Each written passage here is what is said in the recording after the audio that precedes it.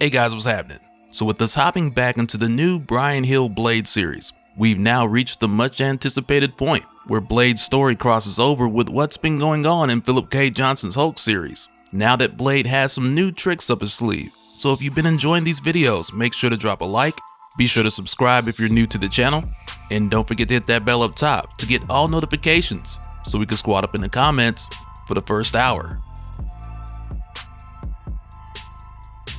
Alright, so coming back, we head over to the Pacific Northwest, where we find the Hulk fighting this group of monsters who really aren't anything that's too much for the Hulk, but because of the way that they're fighting him, moving like they just have one mind, it makes this more frustrating for the Hulk than anything else. So as soon as the Hulk swings for one, another steps in and bites him on the shoulder, like they all just know what the other one's thinking. And usually this is one of those things where the Hulk eventually figures it out, and as soon as he does, it's over. Like he finds that rhythm and then they're done. But before this even gets to that point, someone else comes through with a katana, just slicing and dicing, cutting through these monsters and just causing the last two to just flee.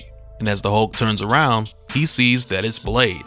And at first, Hulk really doesn't know what to think of it, whether Blade has come here to fight or what. So Blade just tells Hulk to calm down, and he says, "You called me, remember?" Which right there just lets Hulk know that it was Banner who called Blade. So Hulk begrudgingly reverts back to Banner so the two of these guys can go ahead and figure this out. So Blade gives Banner his coat and they make their way to a nearby diner, where here Blade's trying to figure out what exactly is going on, as far as Banner even being out here to begin with. Cause Blade tells him, like, let me guess, you were just passing through and you stumbled across a town full of monsters, which for Banner is not really the case. So Blade just grabs him a cup of coffee since nobody else is here. As Banner goes on to tell him, when he first got here, the town appeared empty and he needed some alone time, which I assume is him stepping away from Charlie for a little bit. But not long after making his way here, he noticed that those things would mostly come out at night. And the reason why at nighttime nobody's ever really around is because the people in this town, they all take refuge in the church. And those creatures don't like the church. So for a moment, Banner tries to switch up the conversation and ask Blade how's Yumi-san, who's a mutual friend of theirs that Blade would describe as a mirror. And on separate occasions, they've both gone to see her to get her perspective, and it's really more of a once a year thing, for Blade at least. But the thing that's interesting about Banner even mentioning her is that on Blade's most recent visit, Yumi-san told Blade that he had a lot in common with a doctor who had came to see her recently, which at the time during Blade first bite when we were shown this, it was really clear that she was talking about Banner. And it circles back around to what we've been seeing with Blade throughout this series, with us often seeing him expressing that he's feeling anger or fire, which were things that came out during his last meeting with Yumi-san. Cause at the time she also let Blade know that in his case, his anger is just fear, wearing a disguise, because Blade fears accepting what he truly is. And really it was this conversation that eventually caused Blade to seek out Dracula's counsel and get the power upgrade to help him face the Adana, cause it was during this talk with Yumi when he remembered that Dracula told him years ago that Blade would never be free until he surrendered to evil. Which, like we saw in our recent talk when Dracula was training Blade, this was a huge part of what Dracula was trying to get him to open up to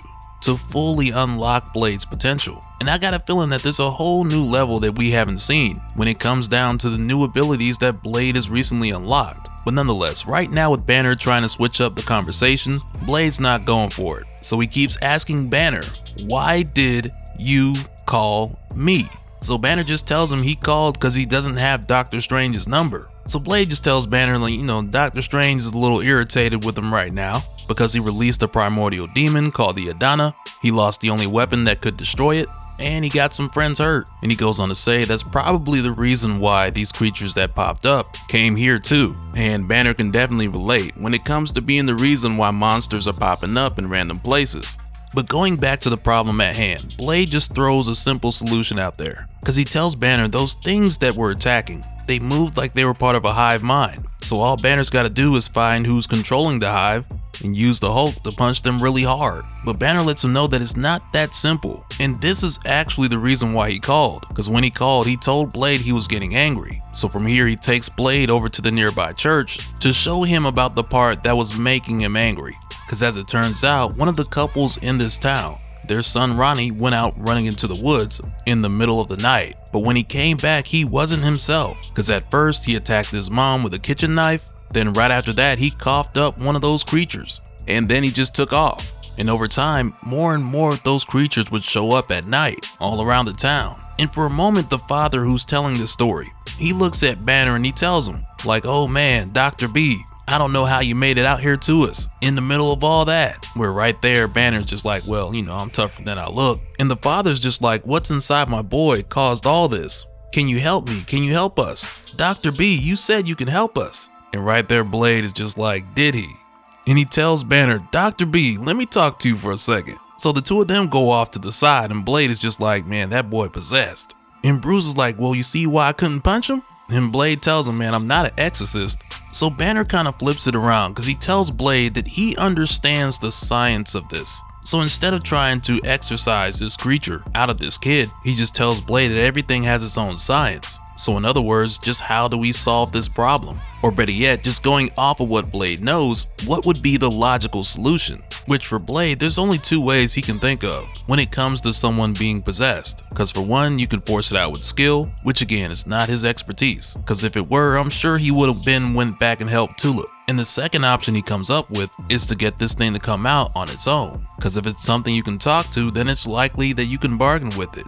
So from here, Blade goes to this family's house and he makes his way up to Ronnie's room to strike a deal with whatever this thing is that's possessing the kid, because Blade's not even sure about what he's looking at right now. And it's more or less looking back at Blade the same way, because it can tell that Blade is something unique, though it's not quite sure what exactly. So when Blade offers for this thing to possess him instead, Blade tells it that unlike the kid, he actually has power. Which again, this thing can sense, but it doesn't know what kind of power Blade's talking about. So Blade shows it by turning into a wolf, which for Blade, this is some of his more recently obtained abilities being put on display after his training with Dracula. So he shows it off and tells this thing, take me, leave the boy, I will give you everything I am. And this thing totally goes for it, because it can tell that this is more power than what it has. So it's just like, yeah, give me that, that's a come up. So going forward, it leaves Ronnie, jumps into Blade.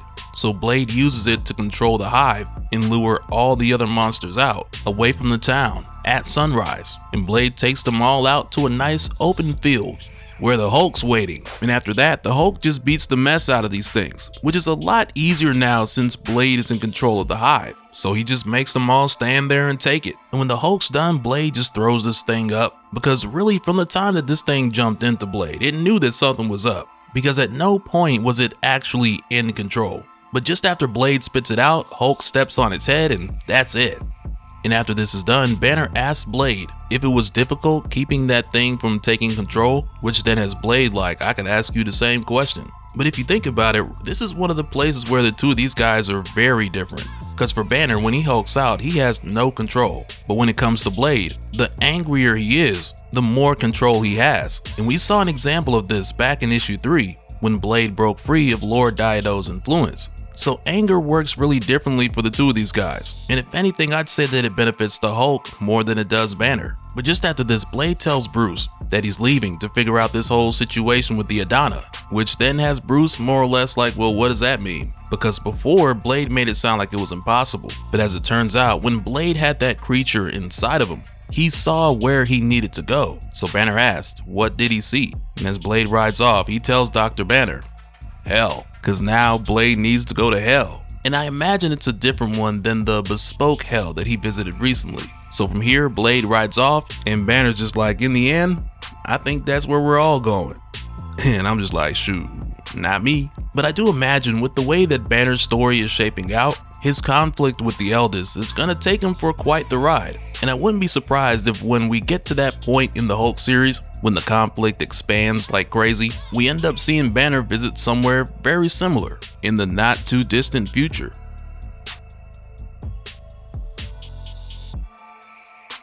And so now real quick, I want to give a special shout out to all the patrons. Thank you guys for all of your support. And for anyone who's new here, who wants more information on how to support the channel, I got a link below where you can go to patreon.com/DopeSpill. But that'll do it for this one, guys. Let me know your thoughts down in the comments below, and we'll do it again on the next one. Alright, later.